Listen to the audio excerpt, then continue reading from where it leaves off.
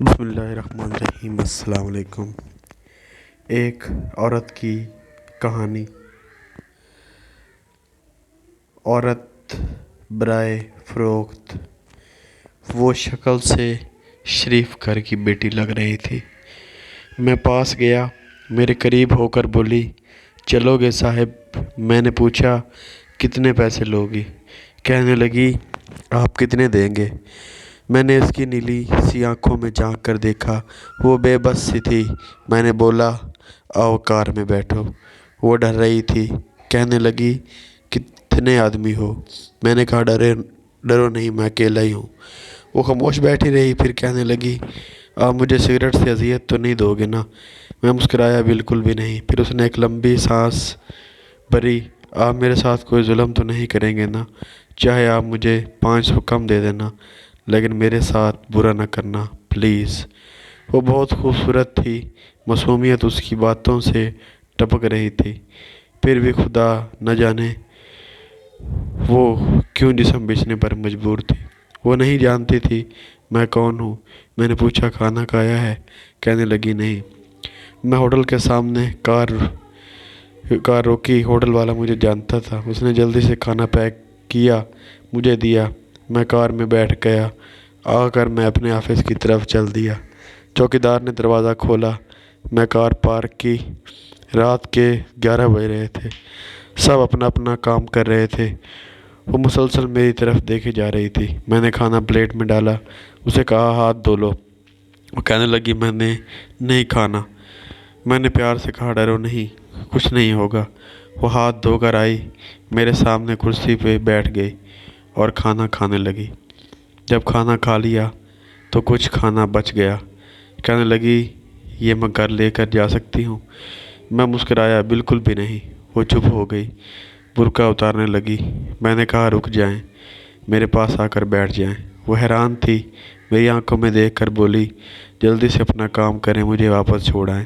میں نے کہا، نہیں پوچھوں گا کیوں کرتی ہو ایسا، کیوں بیچتی ہو جسم، بس اتنا کہوں گا، چھوڑ سکتی ہو کیا یہ سب؟ وہ میرے چہرے کی طرف دیکھنے لگی، آپ پاگل لگ رہے ہیں مجھے۔ میں نے اس کی آنکھوں میں دیکھا، ہاں پاگل ہی ہوں میں، سب پاگل ہی سمجھتے ہیں مجھے۔ وہ کہنے لگی، اگر کچھ کرنا نہیں ہے تو مجھے واپس چھوڑاؤ۔ میں نے اس کے سر پر ہاتھ رکھا، پھر پرس سے 10,000 نکالے، اس کے ہاتھ پہ رکھے۔ وہ حیران تھی، کہنے لگی، میں نے نہیں لینے۔ آپ کیوں دے رہے ہیں یہ پیسے مجھے؟ میں نے اس کے چہرے پہ ایک تھکن محسوس کی تھی۔ وہ آنسو روکے بیٹھی تھی، بار بار کہہ رہی تھی، مجھے بس واپس چھوڑ کر آؤ، مجھے ڈر لگ رہا ہے۔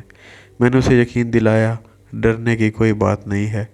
اچھا بتاؤ نا، بہت درد یا ناز؟ زندگی نے یہ سننا تھا۔ اس کی آنکھیں نم ہو گئی تھیں، جیسے کوئی قیامت گر گئی ہو اس پہ۔ میں سمجھ چکا تھا کوئی بہت بڑا درد لیے گھوم رہی ہے۔ دروازہ کھولا، کانپتی آواز میں بولی، مجھے چھوڑ کر آئیں۔ آؤ۔ میں واپس اسے بیٹھنے کا کہا، بتایا، میرا نام فلاں ہے، ڈرو نہیں، خود کو محفوظ سمجھو۔ اسے جب یقین ہو گیا پریشانی والی کوئی بات نہیں تو بتانے لگی، شوہر مر گیا، 3 بیٹیاں ہیں، سسرال والوں نے نکال دیا، ماں باپ فوت ہو چکے ہیں، بھائی کوئی ہے نہیں۔ ماموں کے گھر آئی، ماموں کے بیٹے نے میرے ساتھ زیادتی کی۔ میں نے جب مامی کو بتایا تو سب نے مجھے غلط کہا، مجھے دھکے دے کر گھر سے نکال دیا۔ دور کے رشتہ دار نے ایک بڈھے سے میری شادی کرائی، اس کے بھی بچے تھے، اس کے بچوں نے مجھے بہت ذلیل کیا، پھر وہ شوہر بھی فوت ہو گیا۔ بیٹیوں کو لیے در بدر لیے بھٹکنے لگی، نہ چھت تھی نہ روٹی تھی، بھوک افلاس تھی، سڑک پر کھڑی تھی۔ ایک صاحب آئے، کہنے لگے، 1 گھنٹے کے 5,000 دوں گا۔ نہ چاہتے ہوئے ماں کی ممتا، حالات کی ستائی ہوئی، کیا کرتی، آخر چل دی۔